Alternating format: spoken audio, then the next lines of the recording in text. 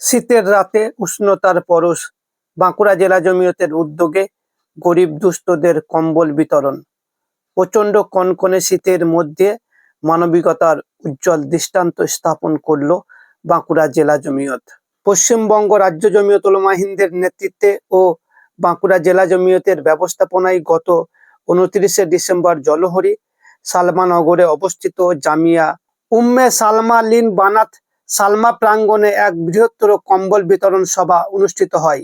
বেলা 2টো নাগাদ শুরু হওয়া এই অনুষ্ঠানে প্রায় 150 জন গরিব দুস্থ মানুষের হাতে শীতবস্ত্র তুলে দেওয়া হয়। রাজ্য জমিয়ত উলামা হিন্দের বিশিষ্ট নেতা কারি শামসুদ্দিন সাহেবের নির্দেশে এই কম্বল দেওয়া হয়। উপস্থিত ছিলেন মৌলানা গোলাম রব সহ বাঁকুড়া জেলা জমিয়তের বিভিন্ন স্তরের নেতৃত্ব ও একনিষ্ঠ কর্মীবৃন্দ। পাশাপাশি এলাকার বহু বিশিষ্ট ও সম্মানীয় ব্যক্তিরাও এই মানবিক কর্মসূচিতে অংশ নেন। জমিয়তের পক্ষ থেকে জানানো হয়, এই তীব্র শীতের সময় সমাজের অসহায় মানুষদের পাশে দাঁড়ানোই এই উদ্যোগের মূল উদ্দেশ্য। গরিব ও দুস্থদের মুখে হাসি ফোটাতে পারাই তাদের সর্বোচ্চ বড় প্রাপ্তি। মৌলানা গোলাম রব বলেন, এটি জমিয়তের সামান্য প্রয়াস মাত্র। আগামী দিনে এই ধরনের সামাজিক ও মানবিক কর্মসূচির পরিসর আরও বাড়ানো হবে এবং উপকৃত মানুষের সংখ্যা বৃদ্ধি পাবে বলে তিনি আশাবাদ ব্যক্ত করেন।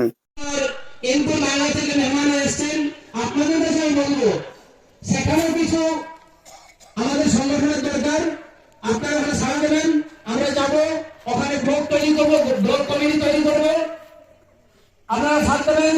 বাকি আমাদের পরশমতি যে সমস্ত গ্রাম থেকে এলাকা থেকে মানুষ এসছেন সকলেই ভালোভাবে জেনে রাখুন যে কম্বলটি বিতরণ হচ্ছে পশ্চিমবঙ্গ রাজ্য জমিয়ত উলামা হিন্দের সাধারণ সম্পাদক হযরত মাওলানা কারি শামসুদ্দিন সাহেবের নেতৃত্বে। আজ আমরা বিগত দিন জমিয়ত করেছি, কিন্তু জনসাধারণকে কিছু দেয়নি, জনসাধারণের কাছে কিছু পৌঁছাতে পারিনি। কিন্তু পরক্ষণে যখন আমরা কারি শামসুদ্দিন সাহেবের হাতকে মজবুত করে ধরলাম, তিনাকে যখন বাঁকুড়াতে আহ্বান করলাম, তিনি বাঁকুড়া জেলায় এসে করে একটা কর্মী সভা করেছিলেন এই মাটিতে, এই গ্রামে, আর এই মাদ্রাসাতে প্রোগ্রাম করেছিলেন 19 জুলাই। তারপর থেকে তিনি বাঁকুড়ার পরিস্থিতি দেখলেন, বুঝলেন। তারপরে তিনি বললেন যে জমিয়তের সংগঠনটা তোমরা মজবুত করো, ইনশাআল্লাহ তাআলা আগামী দিন বাঁকুড়া ডিস্ট্রিক্টের মানুষের প্রত্যেকটা চাহিদাকে পুরা করা যাবে। ইনশাআল্লাহ আমরা চেষ্টা করব, আমরা ভরপুর ভাবে চেষ্টা করব যে কারি শামসুদ্দিন সাহেবকে আরো যেন আমরা বাঁকুড়াতে পাই।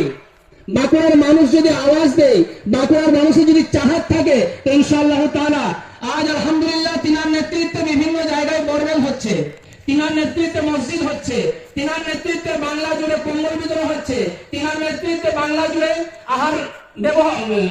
আহার যে আছে না বিলীন হচ্ছে, তিনার নেতৃত্বে বিভিন্ন জায়গায় যেখানে যা প্রয়োজন সেখানে তিনি যাচ্ছেন, মানুষ যাচ্ছে আর তাদের প্রয়োজনগুলো মেটাচ্ছে।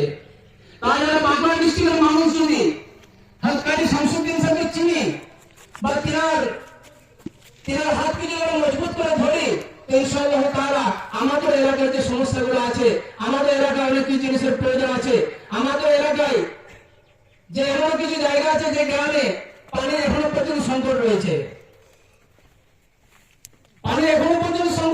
কিন্তু সেখানে না সরকার কোনো ব্যবস্থা করছে না কেউ কোনো ব্যবস্থা করছে।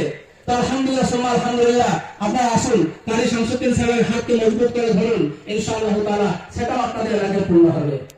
ইনশাআল্লাহ করবো তো? হ্যাঁ, বুঝতে পেরেছেন?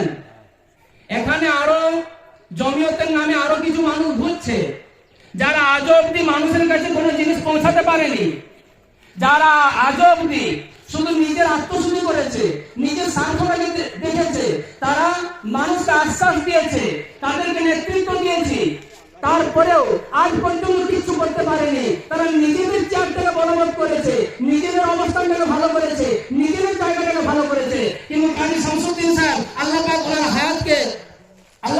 হায়াতকে বাড়িয়ে দেন, যেন উনি আজকে বাঁকুড়ার মানুষের জন্য চিন্তা ভাবনা রেখেছেন বা বাঁকুড়ার মানুষকে লক্ষ্য করে যে এগিয়ে এসছেন, আজকে এইরকম প্রোগ্রাম করছেন। ইনশাআল্লাহ আমার বাঁকুড়ার মানুষ যদি সম্মিলিত ভাবে ঐক্যবদ্ধ হয়ে আর কারি শামসুদ্দিন সাহেবকে বলি যে হযরত আপনি